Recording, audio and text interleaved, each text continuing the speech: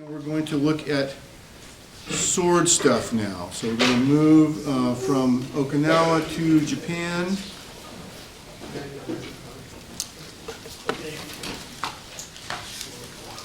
Okay, and sorry, this shouldn't say 2014, it should say 2018, but it's the same. I've updated this lecture a little bit, and I have to worry because I want to keep adding things to this, and I don't have enough time to add things to it. Luckily for you guys, we are going to be demonstrating at least some of these arts later on, November 7th. What, about a week from now? Next week? Oh my God. Next week, geez. So we're gonna be demonstrating this stuff for you, and you're gonna get to see it, and you can ask more questions then, if anything comes up. And not only will my teacher Jeff learn it, Sensei will be there, and you can talk to him, and he knows more about this stuff than I do. So he's a good person to talk to. So the sword arts of Japan, we're going to talk basically about three: kenjutsu, kendo, and Iaido. And I don't know if I had something here. 小田殿、遅れて失礼しました。私がお相手する。なんだその棒切りは。我が流派の棒でガンス。これでお相手する。俺をバカにするのか。刀の刑。刀使えば命さ関わりますども、この棒なば安寸。当たっても骨折るぐらいで済む。平侍の分際で生意気な。切るぞ。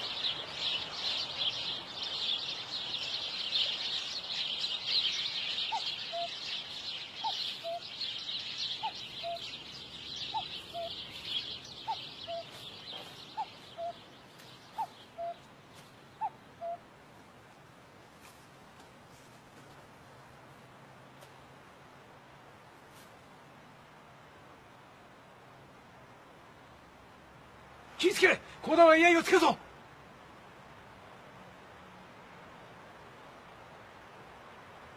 今謝れば許してやるぞ。謝るのはあんたの方でガンしょう。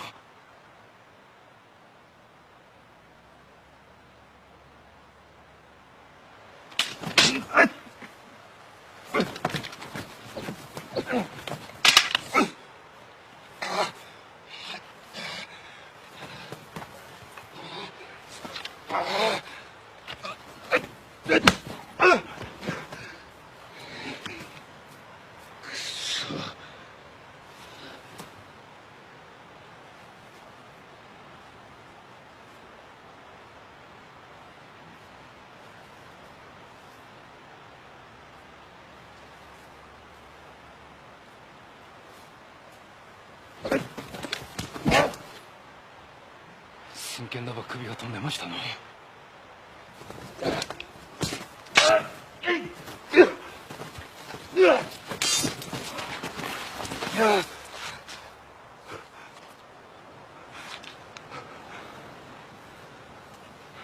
手ついて謝りますか。それとも続けますか。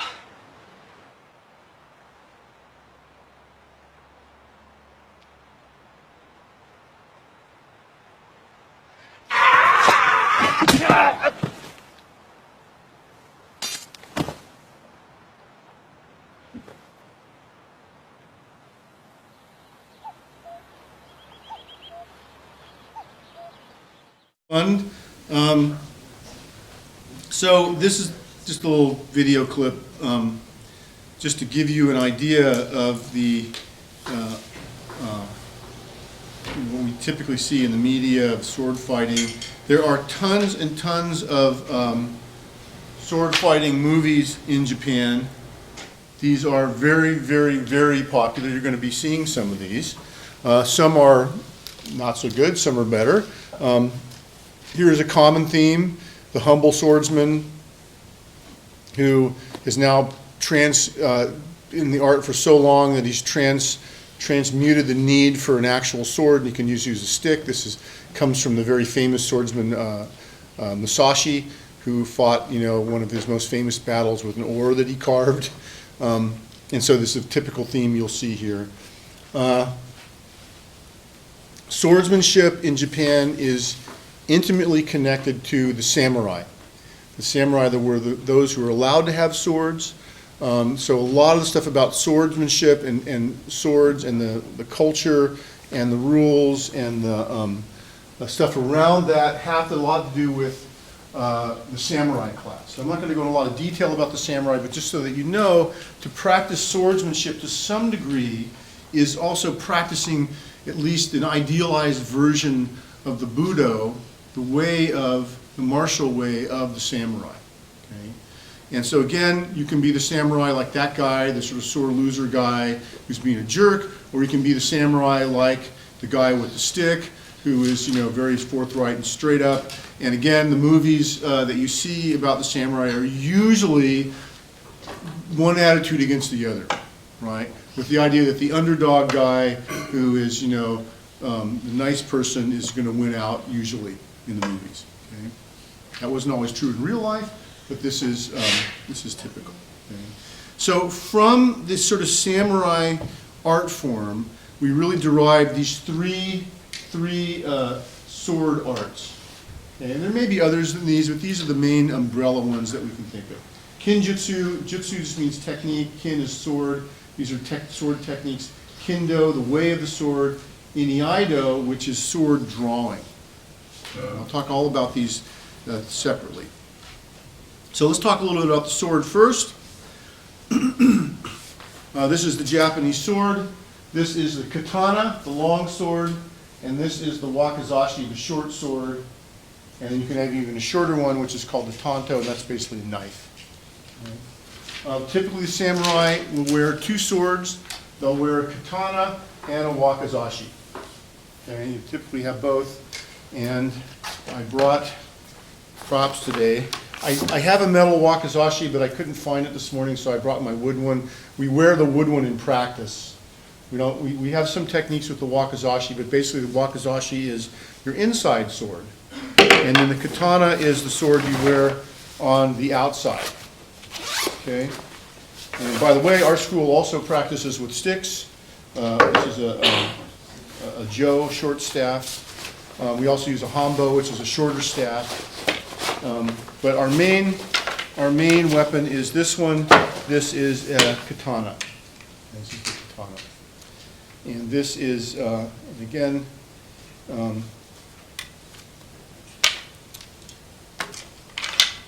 see here it is. It's getting a little rattly from practice. I'm going to get that fixed. This is the katana. Okay. And I can pass this around for you guys to look at, or you can come up afterward and look at it. This is an Iaido. To is another name for sword, T-O, to. And an Iaido is not sharp, because we don't practice with sharp blades. It is pointy at the end. You could still skewer somebody with it. So if anybody attacks me, that's how I'm getting them with this. Or I can just club them over the head with it. It won't cut through their head, this one, but I can. The tip is pointy. I can trouble it. I could skewer them. So again, if anybody's thinking of attacking me, there you go. This is it. Okay. So these are the things. The sword is the katana. Actually, the katana and the wakizashi and even the tanto. The sword, the skill in making the sword, the design of the sword, is one of the great wonders of the world. It is really an amazing piece of craftsmanship and engineering to make one of these things. And I'll talk a little bit about this. That basically with really basic materials, some ore dug out of the earth, fire, mud, straw, you can make this incredibly, unbelievably sharp instrument. So sharp that you cannot see the edge of the blade with the naked eye. You need a microscope to see. That's how sharp these things are. It's really like having a 3-foot razor, a real one. Again, I mentioned the samurai class. An interesting thing to note about the sword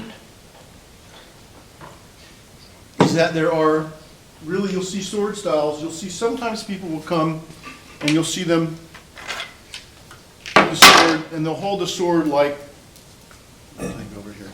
they'll hold the sword like this. You'll see this. And this is the sword stance. Okay? And a lot of times, you see guys, they'll sometimes have a bigger sword, a bigger one, they'll have this kind of sword stance. This is a battlefield sword for a guy wearing armor. Okay?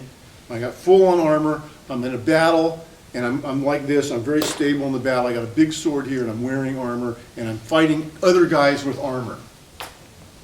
That is this guy. That's the sword techniques with this guy. That sword style is very cool, and you can find there's some kata that are like this, and you can find some of these, you can see people practicing this stuff. It's really cool style. It is not very practical as a personal self-defense weapon, because you're fighting guys with armor, your strikes and everything are tailored to deal with this guy in this armor here. And you have to strike and slice at places where the armor perhaps, where there's creases in the armor, or maybe under the arms where it doesn't, you've got to give some mobility, so there's a little space under there, or the neck, there's a little space.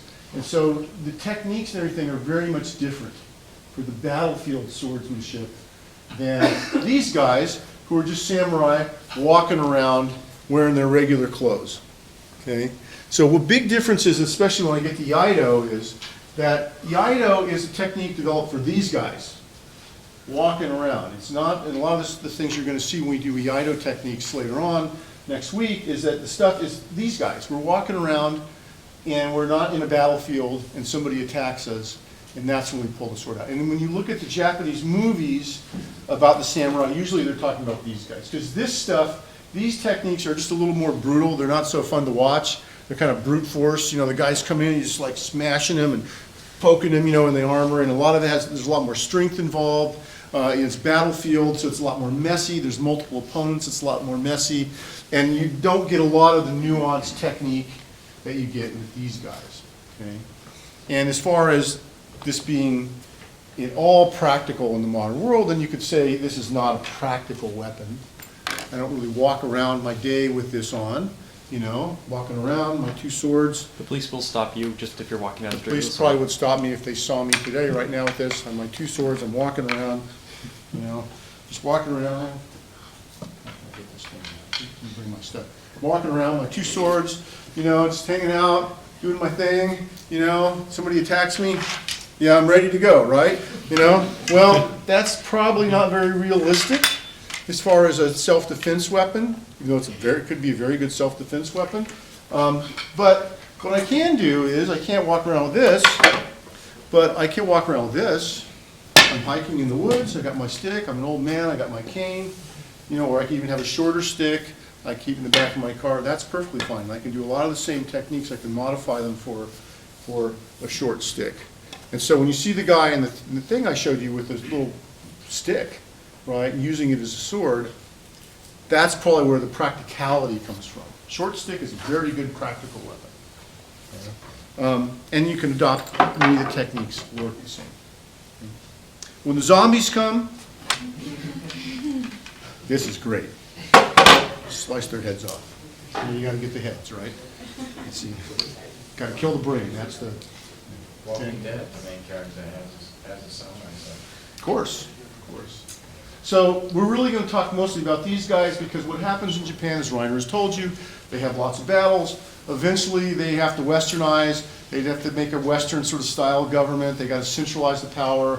What happens is all these sort of daimyo, these lords who have the samurai under them, they're sort of consolidated. A lot of them are sort of let go, and that creates all sorts of problems. Makes the plots for many, many, many samurai movies, because many of the samurai are left without a master, and they become ronin, masterless samurai, and those masterless samurai make up for the plots of many, many, many samurai movies. And people stop doing this, and this becomes old-fashioned. This isn't useful anymore, because you're fighting a war. Now you're going out with a Gatling gun and modern military guys. This guy is completely obsolete. These guys, on the other hand, not so obsolete, because you're still in Japan, you're a civilian, you're walking around,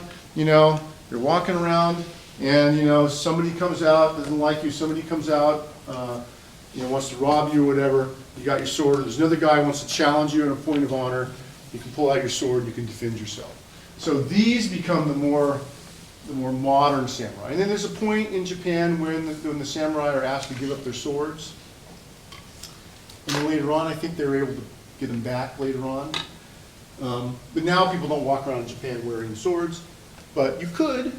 You No, know? you can't. You can keep them at the police station. They have a lot of rules against it because Yeah. of criminal activity. The Yakuza have a problem. They have a lot of weapons things in Japan. But if you're actually a practitioner, I believe, and you're going to and from the dojo, I think you can have your sword. Yeah, I don't know if you'd wear it, but you could have it with you. Yeah, it's like between the police station and the place you're practicing, and that's it. I don't know. I was in Japan. I went to the sword shop, and there were swords, and they would have sold me one right then and there. I could have walked around all day with it, no problem. It's not sharp though. It's what? If you buy it from the store. Oh yeah, no, they have sharp ones there. Oh, they had really sharp ones there. When I went to Japan myself this summer, Yeah, we couldn't find any sharp katanas. yeah. That's because you didn't know the right people. The right store to go to. I got my store in Kyoto. That's where I bought this, actually, in Kyoto. And they took me back to the private museum in the back. They liked me a lot. They don't see too many, gaijin Westerners who actually practice this stuff. And so I was trying out swords in the courtyard. They let me try them out in the courtyard. They were like, oh, this guy's really serious. They said, hey, we want to show you something. And they took me to the private museum in the back where they had swords from like 1100, 1600, and sharp ones. And they were for sale. And I was like, if I had $7,000 to $10,000, I could have bought a importing it to America, I don't know. That's an issue. But buying it and taking it out of the store, now they would have wrapped it up and they would have done something nice. But certainly you could have stuff in there. I mean, I think there may be some variations. Japan has very strict weapons control. They have very strict gun control. And the swords, I know that the importation, they don't want to lose the swords, the real ones. So there's real strict things about importing them and exporting them. But as far as having one, at least in Iaido, I don't think it's an issue. But yeah, I'll check on that. When Jeff is here next week, let's ask him that question because he'll know about that. Okay. Yeah. Jeff has a sharp. He has a Wakizashi sharp one. And I think he got it in Japan, so we can ask him about that. But nobody said anything to me. If I wanted to buy a sharp one, I just laid down the money. And believe me, if I had the $10,000, I would have. I mean, they were amazing swords, and just the idea too for the samurai. Part of the samurai tradition is that your soul, the sword has its soul. Your soul gets invested in the sword. The sword has a soul, and sometimes when you see these old blades, it seems as if you can sense the presence of that blade. As if it would really have a soul. And I really get that now after seeing one. Very, very cool. Okay. So anyway, we're going to talk mostly about these guys, walking around Japan, the samurai class with their swords, and being able to defend themselves if necessary, okay, without armor. Here are the parts of the sword. You can see here, the main part is the blade, and the hamon is the marking on the blade that comes from folding the steel as it's made, and this is a sign of the sort of art of this. And then you have the suba, which is the guard, and the handle here, suka, and the saya, which is the scabbard, and the seigo, which is this thing that looks like a shoelace. And by the way, this seigo doesn't look like much, but this is made. This one actually comes from Japan and is made by a family that has been making these seigos since old samurai times, and they continue to make these. And this is actually one. This cost about $80. And it is handmade, and the dyes come from all natural dyes, and it's handmade by the same family that's been making these for forever. And you can still buy these. And so, it doesn't look like much. This has got some blood stains and stuff on it now. Blood or chocolate, I can't remember what it is. But anyway, they get used, and they're very durable. And you just, there's a way to tie it here, very simple, and you keep it keep it. Now the scabbard's cheap. This is a cheap scabbard. For a real sword, the scabbard making is also very, very, very precise and done by hand and measured to the sword and everything. I think I'll show you a little video of that. Okay.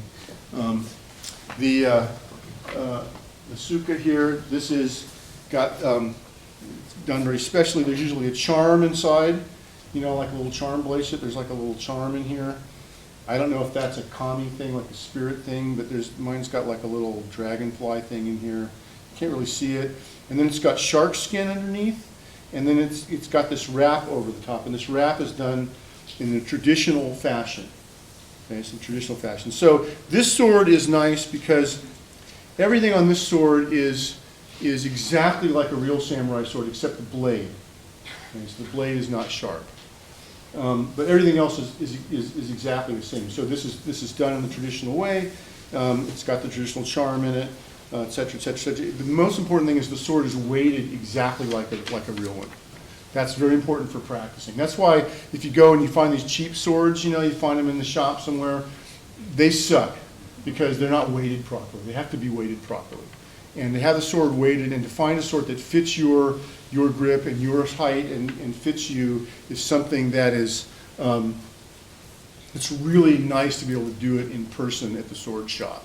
Like I had bought a sword when I first started that was imported from Japan, and I used it, and it was okay. And then when I went there and I tested out a bunch of swords, and I found one that fit me perfectly. Right, it's night and day. It was 20% better when I got this sword. You know, it was really night and day because the balance is just right for me. Okay. Now you can see this again. The little charm is called the Manuki.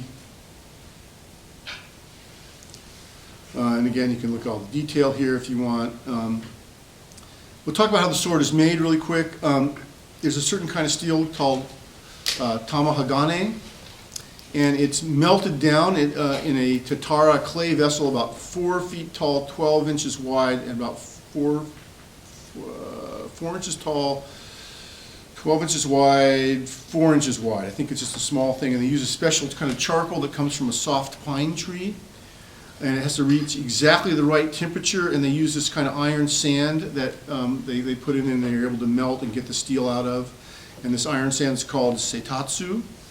And the steel produced is not allowed to become fully molten, as this will weaken it. It takes about 72 hours for the steel or kara, or the bloom, to be created. That's what this is. And this is broken apart once they get the ore out. They basically distill the ore out of the ground with this. And they get this thing out, and they break it apart to find various grades of steel. Okay? It takes about 9 tons of the sort of base stuff and about 11 tons of charcoal to produce 2.3 tons of kara, of bloom. Okay, so they have to really there's a lot of refinement going on here. And from this, less than a ton of the actual in-product steel is produced. And this is what this looks like when they distill it out here. A low carbon steel is used for the core of the blade. This is called honshutetsu. While the nabegane, or high carbon steel, is used to create the kawagane, or the skin steel, which is folded over to create the outer part of the blade. So the inner part of the blade is a softer steel, which gives the sword some flexibility, it makes it less brittle, and the outer part is a high-grade, high carbon steel, which is more rigid, which is used and is folded over many, many, many times to create the edge of the blade. Okay? And the core steel is folded over to purify it spiritually. The skin steel is folded many, many times in the forging of the blade. And this is a sacred art which is done with Shinto rituals. Also, in between each cycle of heating and folding, the steel is covered with water, clay, and straw to prevent oxidation and I think that's spelled wrong, carbonization, the absorbing of the carbon. Okay? So there's a certain way they do this. And this is traditionally these guys doing this, and I think I have some video somewhere here of this. And then they get the hamon, or the temper, which is this sort of wavy pattern along the blade. And there's some different styles of this. You can't see this too clearly here, but each blade, depending on who makes it, has a different style, and you can have a different kind of interior, exterior design here. And you can see here's the common one. You have at the top running along, you have some medium steel, you have the folded steel on the out, you have the softer inner steel here, and then you have the folded part here that makes up the blade here. Right? So this is the interior of the sword.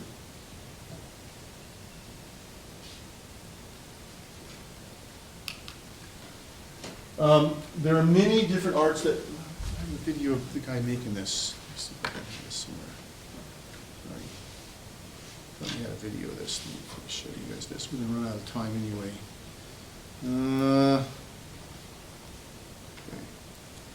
Okay.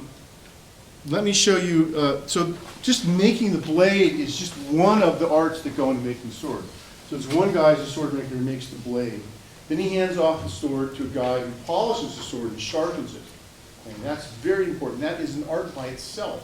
Then there's a guy who makes the suku, who makes the handle. Then there's another guy who makes the suba. There's another guy who wraps the stuff around here. Each part of the blade, there's another guy who makes the scabbard of the blade. So each part of the blade is a separate artisan that deals with it. And so there's like seven or so different arts that go into making a sword. And I think I have this short video. I'll show you this. It's kind of maybe worth watching. Uh-oh. Unfortunately, this is a Facebook video, so it may not work. Darn it. Okay, well, never mind. We're running out of time anyway, so... It froze. yeah, there we go. This is what we love. Just close it. Sorry about that. And we'll review that again.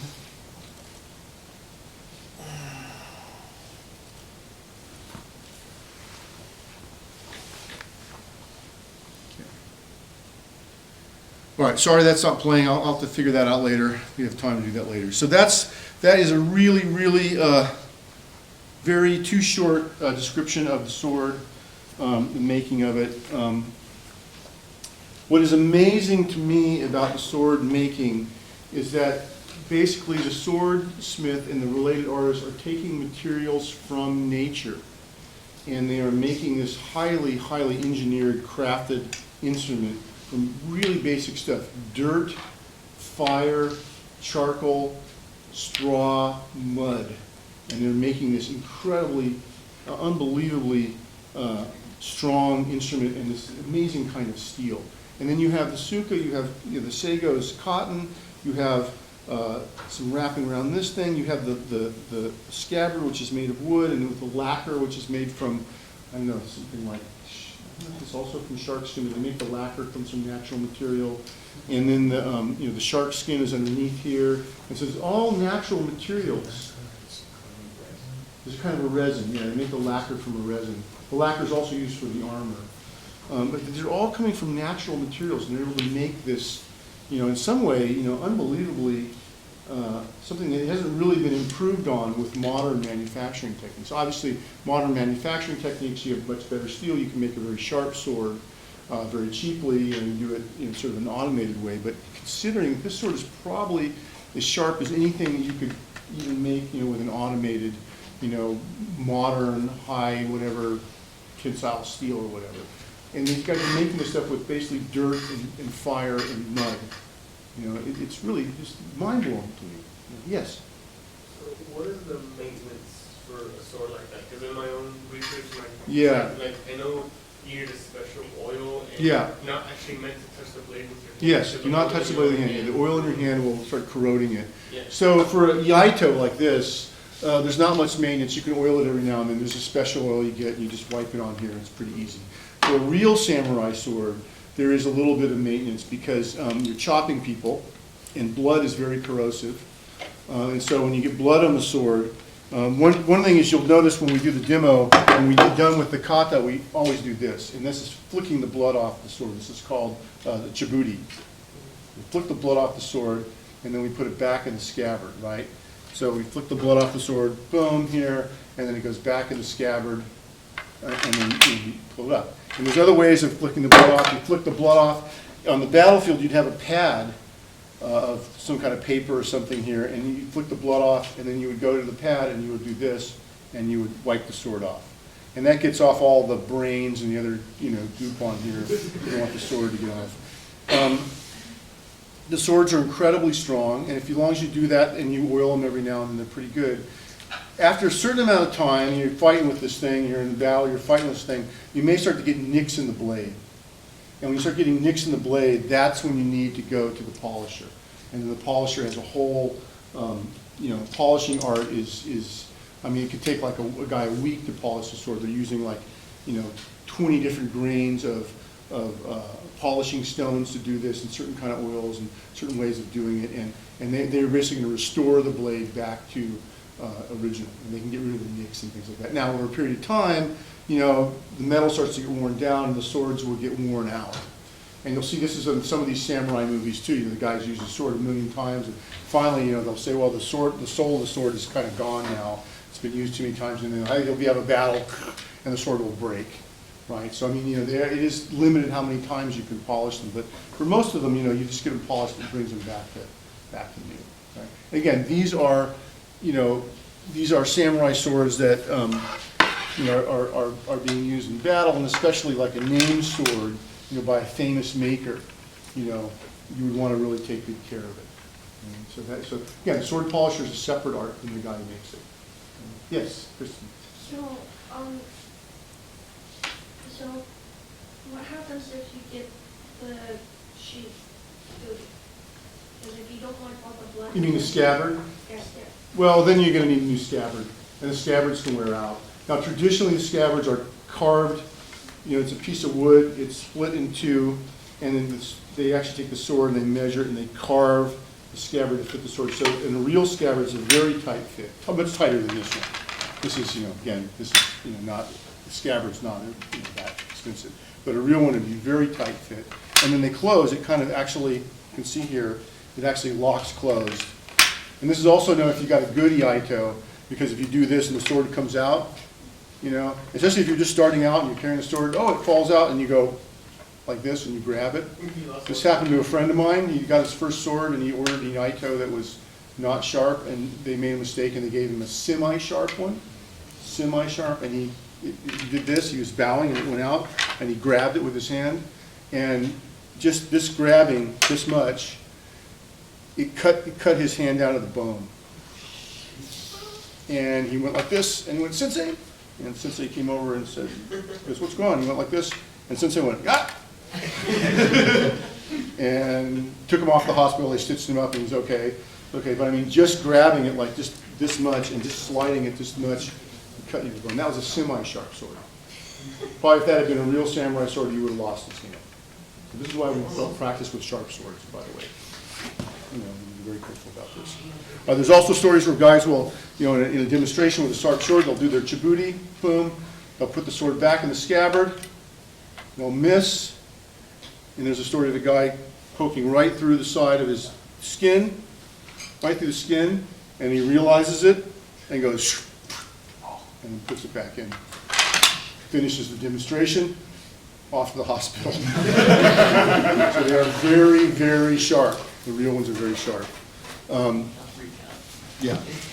Very interesting. We'll talk to you more about that. So let me talk to you a little bit about the arts here, because we're going to run out of time. Kenjutsu is the umbrella term for sword arts. So all the sword arts, to some degree, are kenjutsu. That means sword technique. And it can include very dangerous, realistic techniques that are not seen in the more sport-related art, like kendo, which I'll talk about in a minute. And it can include battle strategies, et cetera, et cetera. It can include self-defense type things. And so that's typical kenjutsu practice. So I can show you a little bit of what kenjutsu practice looks like here.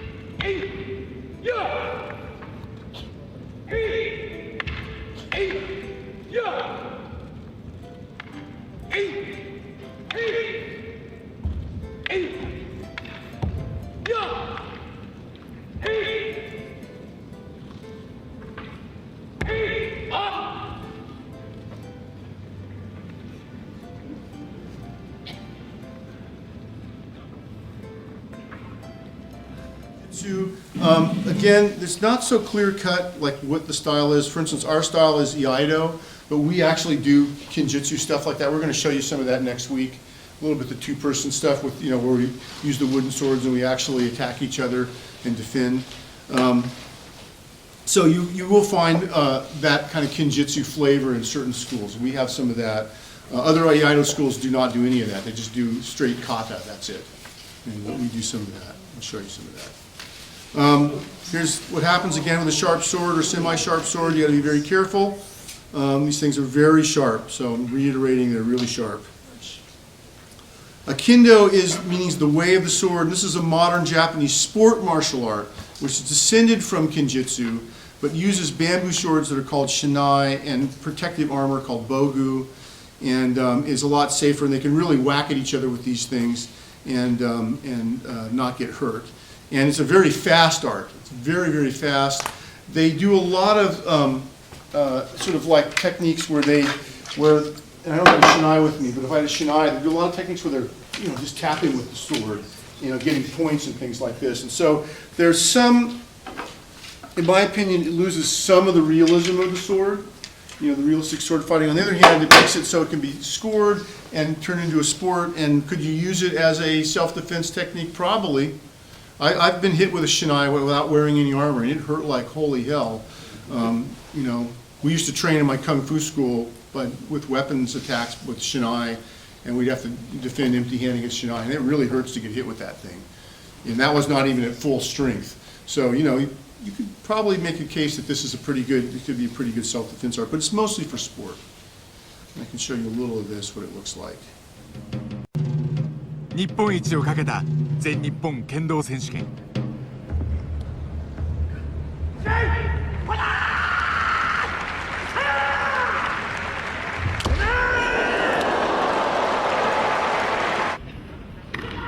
1秒にも満たない勝負の世界。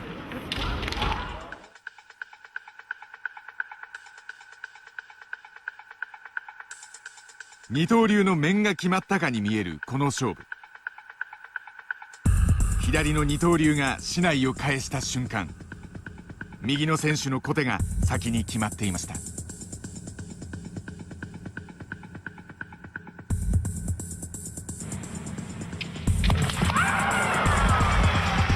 引き際の面が決まった瞬間、相手の突きを竹刀で返しつつ面を打ち込んでいたことが分かります。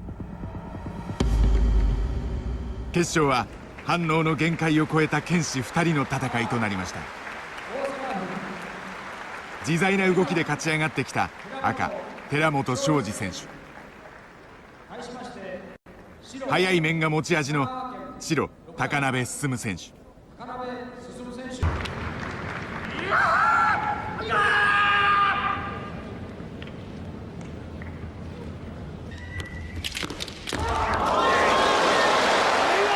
先に1本を取ったのは白の高鍋でした。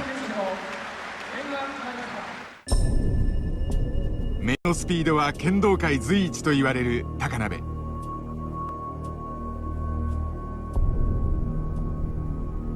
面の体勢に入ってから決めるまでわずか 0.10 秒。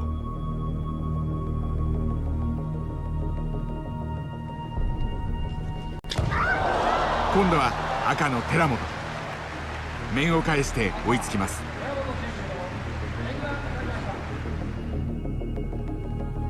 竹刀を左右に振って決めた面。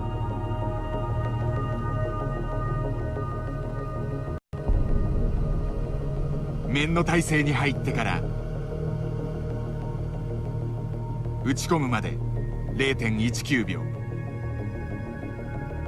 スピードは高鍋に劣るものの自在な竹刀さばきで決めました。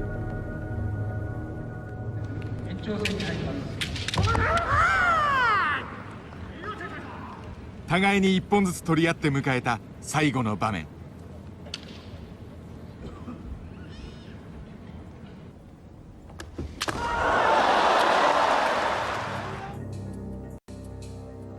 相打ちの面。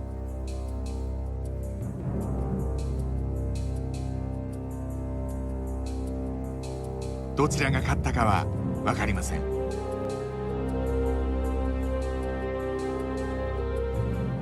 1秒間を16倍に引き伸ばすハイスピードカメラの映像。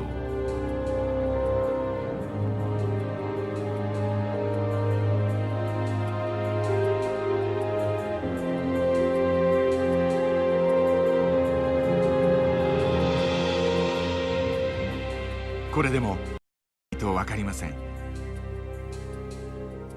面の瞬間で止めてみます。わずかに赤の寺本の面が速かったことが分かります。その差は1000分の9秒 0.009 秒でした。 Anyway, you get the idea. It's very exciting. It's a very cool art. It's one of my things I want to do. I haven't done it yet. I like kendo.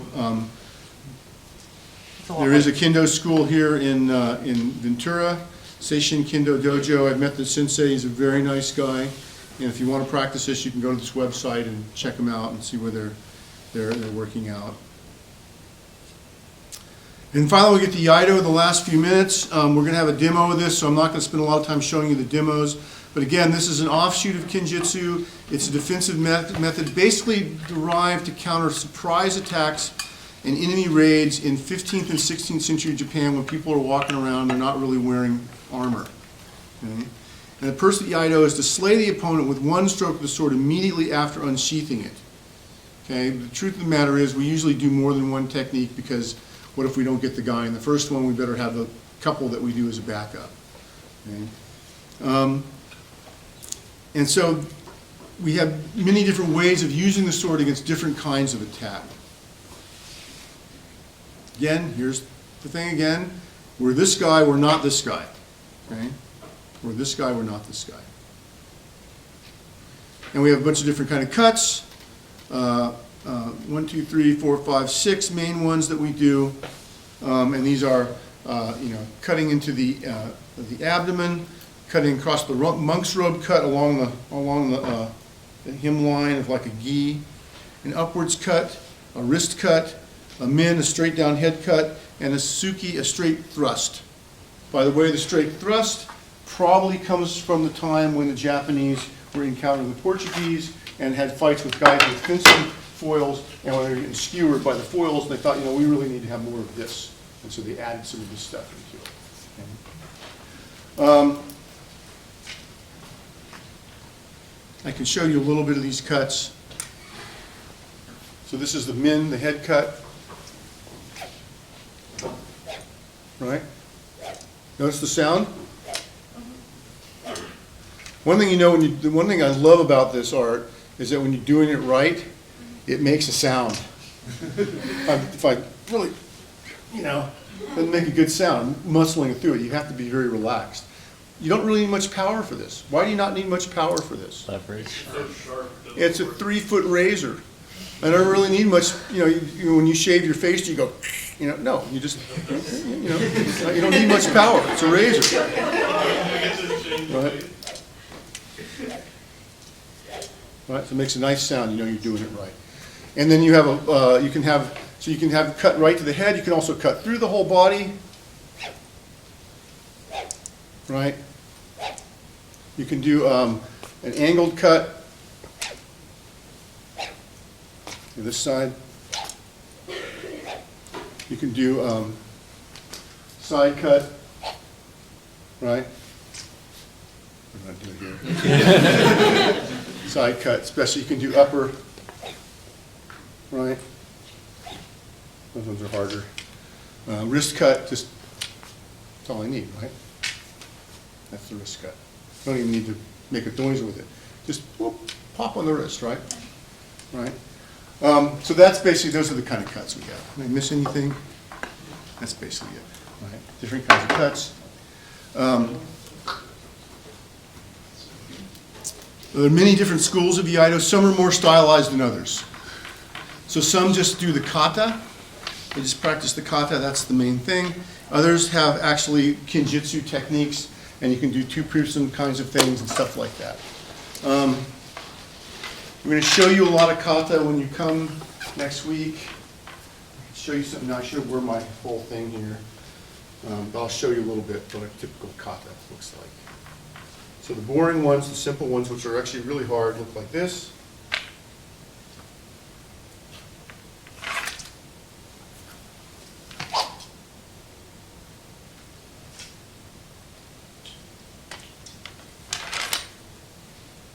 That's a simple one, simple straight cut. That one is almost in every school, that one, very simple. And then you have more complicated ones. Let me see if I can show you a complicated one.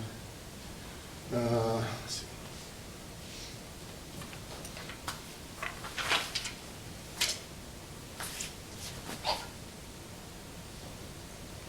Yeah, let me do that one again. Not a lot of room here. Best way to do it, let me think. Let me start this way.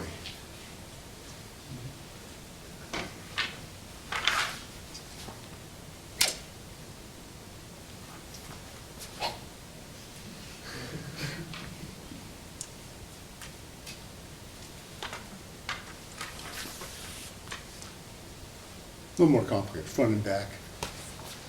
And then if we had more room, I could show you even more. And what I'm going to show you next week is when I'm not going to have time to talk about seppuku today, ritual suicide, so I'll have to talk to you about it next week during the demo. I will show you the kata for cutting the guy's head off after he's disemboweled himself, which is one of our main ones. We practice that all the time. That's our main cutting practice kata. What does that say about your school? It's typical. It's just part of the traditional thing. The thing you practice most is how to kill somebody. Yeah, and then some of the other kata actually include things like wrist cuts, so we might have, so our school also, we have kata that are more like kenjutsu, like they're more practical in a sense. They're more, somebody's attacking me, so first I would do this, the attack is coming, the sword's coming right at me, I step off, I block the sword there, I slice the guy, I miss him, he's backing up, and I would thrust. Skewer him, he falls away, yeah, he's dead. Clean my sword off, and I go my way. All right, so that's more practical. Here's another one that is from our school that is, again, very practical, right? Swords come here, I just blocked it, skewer the guy, I miss him, attacking me, I move his sword out of the way, I come here, and now I'm just holding him, saying, if you keep attacking me, I'm going to kill you.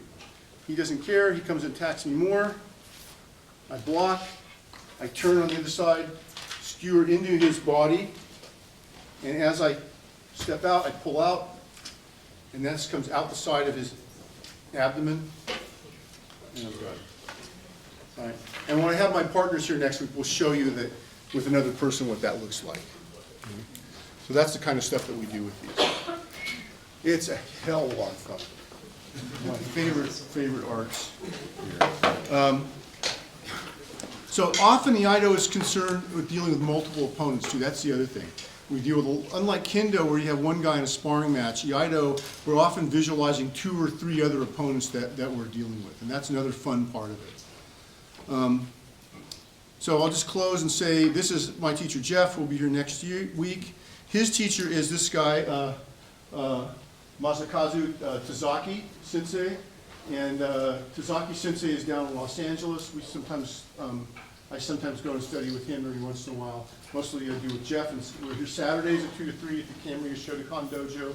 Anybody who wants to try, you're welcome to come and try. You get extra credit. Come and try to do this with us. And Tazaki is the senior student of a guy named Nishio Sensei. Nishio Sensei, one of the most famous martial artists in modern Japan. He held rank in karate, Iaido, and Aikido, especially Aikido. He was one of the top Aikido guys. And so all these sword techniques that I'm showing you in our school, which is called Soshiru Shinhei Hodo, EI, our school, all these sword techniques that we also have empty-handed techniques. So we do everything with the sword, but then we also have everything done empty-hand, and we also have everything done with the jo.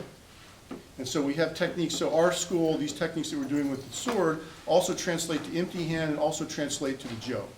So for each kata that we have, the main kata in the school, we have two empty-handed techniques. One empty-handed technique is with percussive, like punching attacks, punching and kicking attacks. The other empty-handed technique is with grappling. And then we have the jo, the wooden either the jo or the bow, the jo or the hanbo, the short staff. And then we have with the sword. So we have each kata has like 5 different applications. So that's the kind of cool thing about our school that you don't find in other Iaido schools. That we actually do empty-handed stuff with this thing. So that's the kind of cool. So it's actually really a whole Japanese martial arts system. It's not just Iaido. Okay? And our stuff is not, our weapons are not Okinawan weapons. They are actual Japanese weapons. This is not something that comes through Okinawa. This comes just directly from Japan. Any questions about this? I know it's very, very quick and very short. Any questions on this stuff? Okay, nothing? Yes? So one thing that you don't really see in is any kind of shields in No. Japan, or Japanese martial arts. No. No, we avoid, we don't just take the blow and then fight. Because you see this in Western fencing. Western fencing, a lot of the styles will have, the guy will have a shield of some kind or have his hand, shielded, and he'll grab the blade and then attack. Japanese martial arts, it's more about angling off, missing the other guy's attack, and then simultaneously striking him. Again, because you're just walking around in regular clothes. You don't have armor on. You're not ready for the attack. And so again, you don't have a shield because you're not ready for it. It's not a war. In the war, you'd have armor and you might have shielding. The armor shields you certain ways. This is just you're walking around and somebody attacks you. So you don't have shields because you wouldn't be walking around with a shield on. But I imagine in a more battlefield setting. Battlefield setting, you'd have armor. Japanese guys would have armor, and the armor has a shield. Yeah. And then other arts actually use shields. I was in Rome and I went to gladiator school one day, and they gave us a Roman short sword and a small shield, and that's how you fight, like the old Romans. That's how they fought. They used the shield and they had a little short sword. Very effective for battles. Okay, but you're not walking around wearing your shield. Yes. What's the purpose of wearing the long fabrics instead of pants? That's just what it's just traditional. This is like the traditional samurai, what they wore. These are called the hakama, the skirt. It's just a traditional thing. It's traditionally what the samurai wore. It's comfortable. You can move really easily in it. That's the other nice thing about it. You have stuff on underneath. We're not going commando underneath here. So we have stuff underneath, but you can move very easily with it. Also, if I'm going to kick you, you don't see where my legs are going before I kick. I'm not giving anything away. You also don't see when like if I'm standing like this and I'm wearing, and I do this, I'm actually getting off angle, just even a little bit, right? I only have to get off angle the width of the sword. So just this much gets me off angle that the sword misses me. But if I'm not wearing the hakama, you see that. You know I'm off angle now, and you adjust, right? I'm wearing the hakama. I do this, you don't even see it. You don't even know I'm off angle, you still come with your attack, and I've already countered you. So it has actually use to it. There's actually a functional use for the hakama. And we'll wear the hakama next week. We'll dress up. And I was almost going to do it today for Halloween, but it's all right. Any other questions?